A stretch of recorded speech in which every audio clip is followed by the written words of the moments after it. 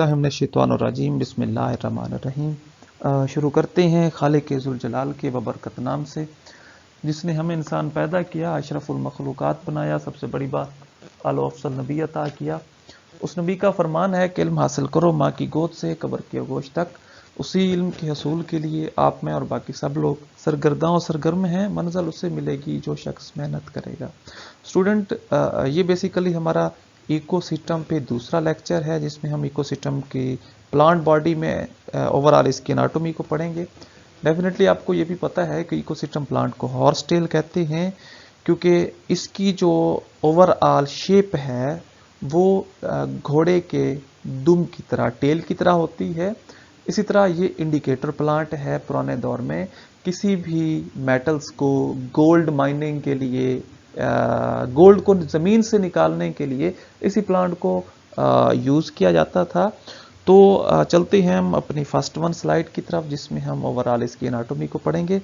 Basically जो main बात है वो ये है कि अगर हम इसके इंटरनल फीचर्स देखें स्टेम के, तो डेफिनेटली एक मेन बात है कि जो इकोसिस्टम का स्टेम है उसमें आपको रिजेस और फारोज नज़र आएंगे। मीन वो उभार नज़र आएंगे जो अल्टरनेट करेंगे एक दूसरे के साथ। ये देखें, जिस तरह ये पहला है, ये दूसरा है, तीसरा है, चौथा है। इसके साथ साथ स्टूडेंट, इसकी जो एपिडर्मल सेल वाल होगी वो बेसिकली थिक होगी।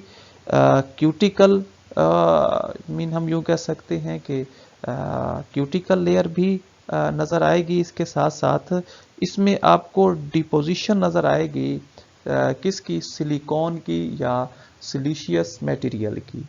तो ये एक मेन बात है कि इसकी जो एपिडर्मस में आपको क्यूटिकल लेयर नज़र आएगी ऊपर वाली साइड पे, आउटर साइड पे, और इसके साथ साथ सिलिकॉन भी इम्बेडेड होगी। जो स्टोमेटा हैं वो प्रॉपरली डिस्ट्रीब्यूटिंग होंगे only in a furrows between the ridges. Mean जो रिजेस हैं और फारोज हैं उनके दरमियान आपको स्टोमेटा नज़र आएंगे।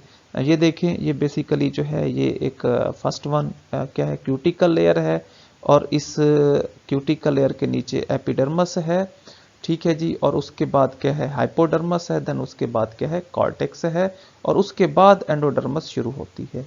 इसके साथ साथ स्टूडेंट बेसिकली जो स्क्लेरन काइमेटस जोन है is present below the each ridges. हर एक रिजेस के नीचे आपको स्क्लेरन काइमेटस जोन नजर आएगा जो प्रॉपरली एक्सटेंड होगा, फैला होगा up to the steel, steel के स्ट्रक्चर तक। ठीक हो गया, ये एक मेन बात है। डेफिनेटली स्टील तो होती है इधर आके सेंटर में, ठीक है। और बेसिकली जो स्क्लेरन काइमेटस जोन है वो ऊपर रिजेस से स्टार्ट होगा, ठीक है। ये देखें, यहाँ से रिजेस से स्टार्ट होगा और कहाँ तक, जो स्टील है इधर तक फैला होगा। ये वाला जितना भी रिजेस जोन है ये बेसिकली क्या होगा, स्क्लेरन काइमेटस होगा। और इसकी जो एग्जांपल है वो है इकोसिस्टम गिग्नेटम।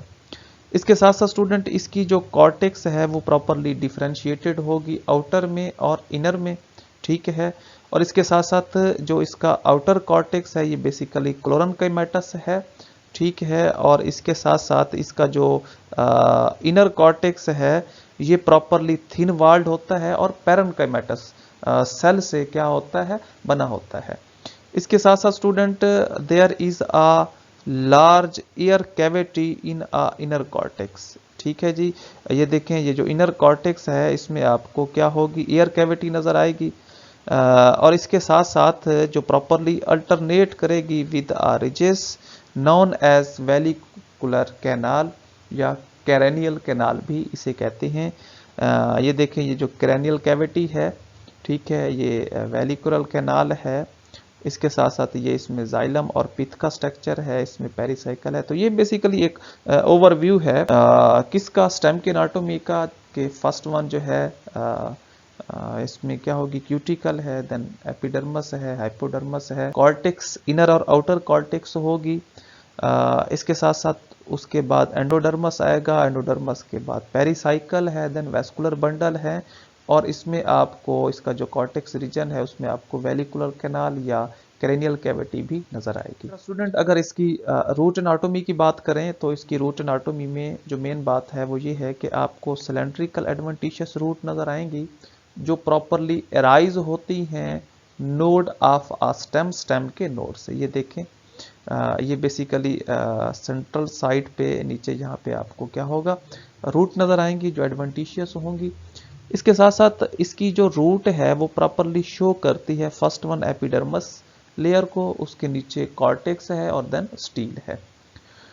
देन स्टूडेंट इसका जो एपिडर्मस जोन है वो प्रॉपरली कंसिस्ट ऑफ होता है इलोंगेटेड सेल पे with or without root hair. बाज़ दफ़ा रूट हेयर मौजूद होते हैं या बाज़ दफ़ा इसका जो एपिडर्मस जोन है उसमें मौजूद नहीं होते। इसी तरह स्टूडेंट जो आउटर कॉर्टेक्स है ये बेसिकली थिक वाल सेक्लेरनकाइमेटस होगी और इसके साथ साथ जो इसका इनर कॉर्टेक्स है वो प्रॉपरली क्या होगा, पैरेन्काइमेटस होगा। इसके साथ साथ स्टूडेंट अगर इसमें स्टील को देखें तो वो प्रोटोस्टील होगा where the xylem is triarch और टेट्रार्च, या तो इसमें जो जाइलम है वो उसकी जो अरेंजमेंट होगी वो 3 में या टेट्रार्च में 4 में होगी। ये तो है इसकी रूट एनाटोमी। अगर इसमें हम लीफ एनाटोमी को देखें तो बेसिकली जो इकोसिस्टम के स्टूडेंट लीव्स हैं ये स्मॉल होते हैं, सिंपल होते हैं और स्केल लाइक होते हैं एंड आइसोफिलस मीन एक जैसे होते हैं। ये देखें इसमें आपको जितने भी लीफ नज़र आ रहे हैं सारे स्केली हैं और एक जैसे हैं। इसके साथ साथ स्टूडेंट ये बेसिकली जो लीफ हैं ये अटैच होते हैं एट आ ईच नोड के साथ। इसके साथ साथ स्टूडेंट जो नंबर ऑफ लीव हैं as per node varies according to species, mean जो नोड पर लीफ लगे होते हैं वो हर एक स्पीशीज में वेरी करते हैं, किसी स्पीशीज में ज़्यादा होते हैं किसी में कम होते हैं। इसके साथ साथ student the species with narrow stem have uh few leaf. ठीक है जी, ऐसी स्पीशीज जिसका जो स्टेम है वो नैरो होगा उसमें लीफ भी क्या होंगे, कम होंगे। इसके साथ साथ आपको इकोसिस्टम में जो स्केली लीफ नज़र आएंगे वो प्रॉपरली फोटोसिंथेटिक जो फंक्शन है, जो फोटोसिंथेसिस है इसको परफॉर्म नहीं करते, लेकिन इनका जो मेन फंक्शन है इन स्केली लीव का ये बेसिकली प्रोटेक्ट करते हैं to a young bird at a node, mean जो अर्ली स्टेज में बर्ड्स बनते हैं नोड पर उनको प्रोटेक्ट करना बेसिकली किसका काम है, ये जो क्या है स्केली लीफ है। तो ये बेसिकली लीफ के नाम है। ये हमारा आज का लेक्चर था। किसी भी कंफ्यूजन की सूरत में आप कमेंट्स बॉक्स में अपना क्वेश्चन टाइप कर सकते हैं, इंशाल्लाह उसका आपको रिस्पॉन्स ज़रूर मिलेगा। और इंशाल्लाह जो हमारा इकोसिस्टम पर नेक्स्ट 1 लेक्चर होगा उसमें हम इकोसिस्टम की ओवरऑल रिप्रोडक्शन को डिस्कस करेंगे। तो तब तक इजाज़त दीजिएगा, अल्लाह हाफ़िज़।